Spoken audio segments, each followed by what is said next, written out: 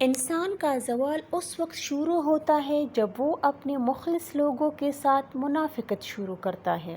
حضور صلی اللہ علیہ وآلہ وسلم نے فرمایا، بد نصیب ہے وہ شخص جو فجر کے وقت سویا رہتا ہے اور لوگوں سے تنگی رزق کا شکوہ کرتا ہے۔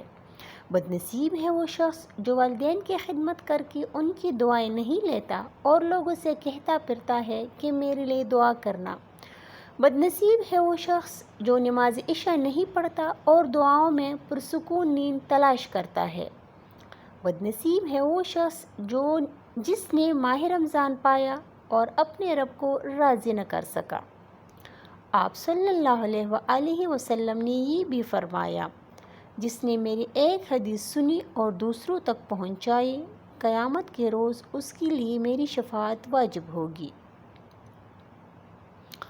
حضرت علی رضی اللہ تعالیٰ عنہ نے فرمایا، کبھی کسی کو دکھ مت دو، کیونکہ معافی مانگ لینے پر بھی دل میں درد باقی رہتا ہے، جس طرح دیوار میں سے کیل نکالنے پر سوراخ باقی رہتا ہے۔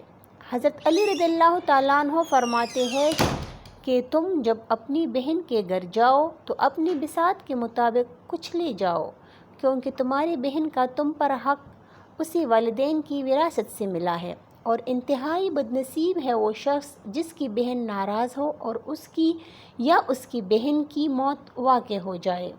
اللہ کا شکر ادا کرو کہ اللہ نے تمہیں یہ پاکیزہ رشتہ عطا کیا ہے اور تمہیں تمہارے دکھوں کا سہارا عطا کیا ہے۔